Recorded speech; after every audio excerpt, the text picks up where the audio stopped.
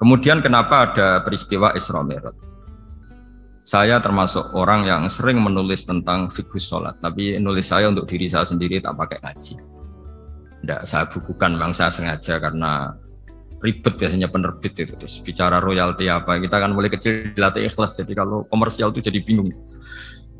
Karena tidak biasa komersial, jadi kalau diajak komersial itu malah jadi bingung. Nabi ketika Mi'raj, ini yang jarang dikaji. Sebetulnya kalimat-kalimat dalam sholat, pertama Rasulullah Muhammad SAW ketemu Allah, itu Nabi maju.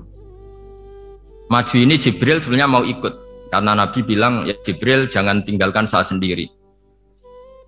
Terus kata malaikat Jibril, sudah makam saya sampai sini, kelas saya sampai sini aja. Tidak, kamu harus nemani saya. Ketika memaksa nemanin, beliau tidak kuat.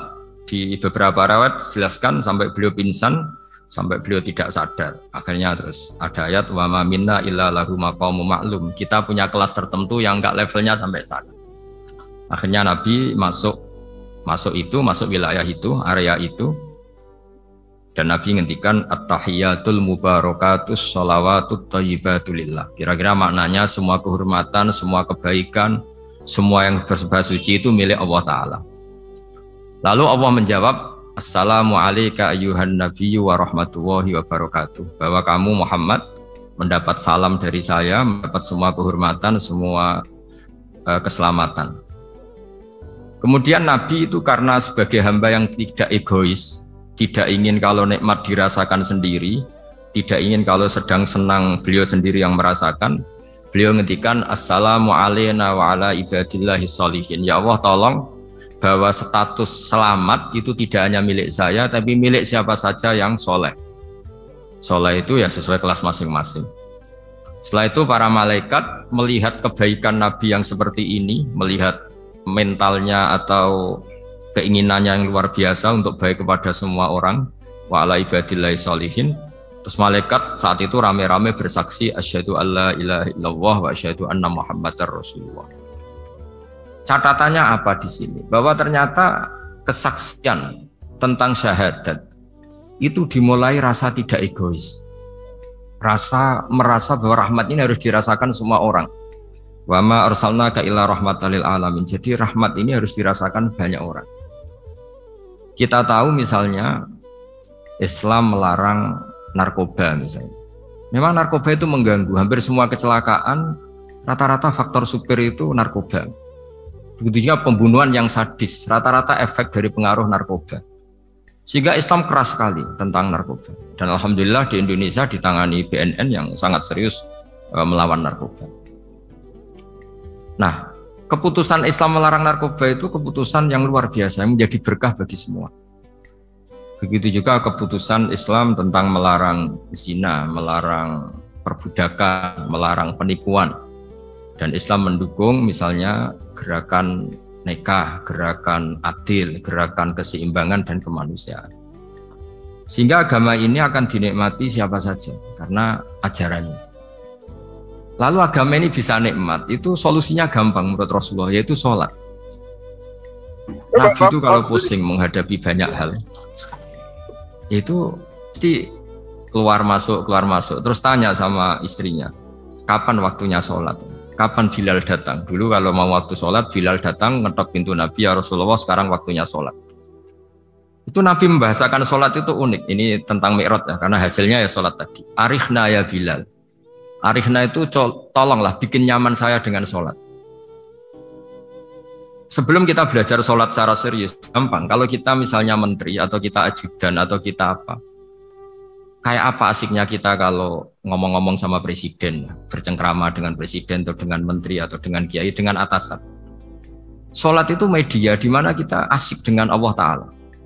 Kalau kita bisa asik dengan atasan yang manusia, apalagi ini asik dengan Allah Subhanahu wa Ta'ala. Sehingga kita harus malu kalau sholat tidak asik. Kita ketemu orang yang kita hormati saja asik, masa ini ketemu Allah Ta'ala tidak asik.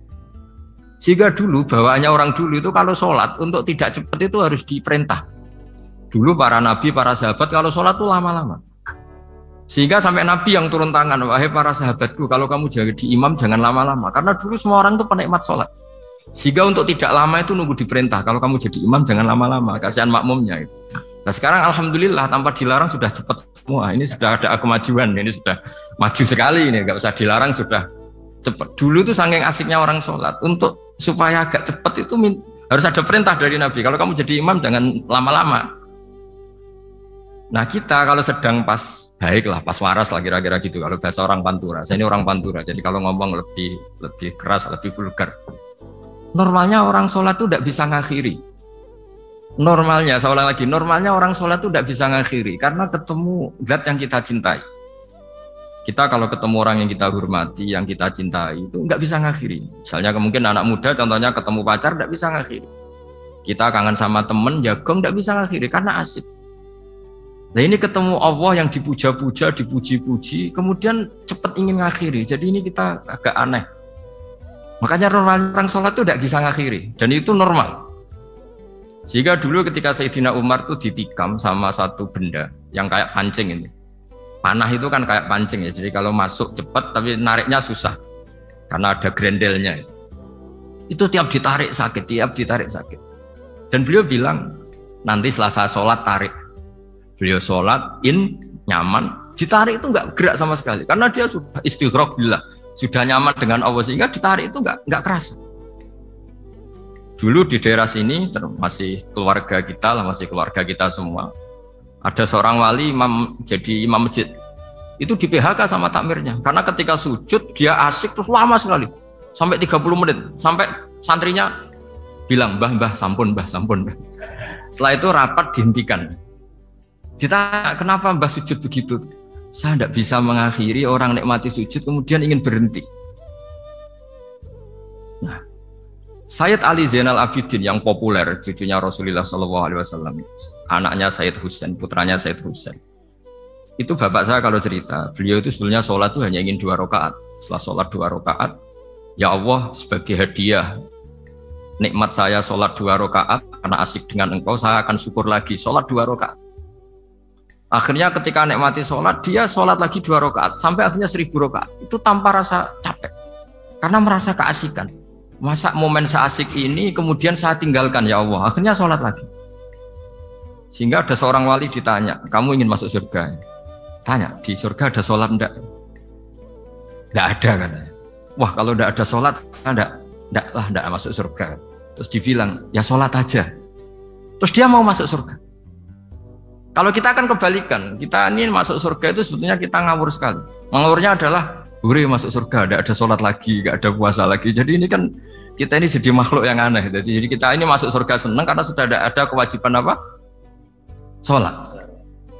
Jadi ini agak aneh. Sesuatu yang menjadikan kita masuk surga, tapi sesuatu yang kita benci setelah masuk surga. Asiklah di surga karena tidak ada sholat.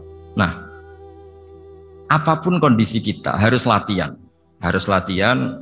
Kita entah seberapa kadarnya ingin niru Rasulullah SAW ketika ngendikan wa qurratu aini fi sholat, nyamanku hatiku tentram kalau saya pas sholat. Sehingga tadi sudah saya katakan tadi, dulu itu untuk menghentikan sholat itu susah, sampai Rasulullah sendiri yang merintahkan, "Hei para imam, kalau sholat jangan lama-lama." Kalau sekarang, andai kan Nabi hidup di zaman sekarang, pasti tidak ada pengumuman itu, karena semuanya sudah cepat, malah super kilat itu. Ada yang tarawih 20 rakaat hanya berapa? 8 menit dulu. Itu kan 7 menit itu.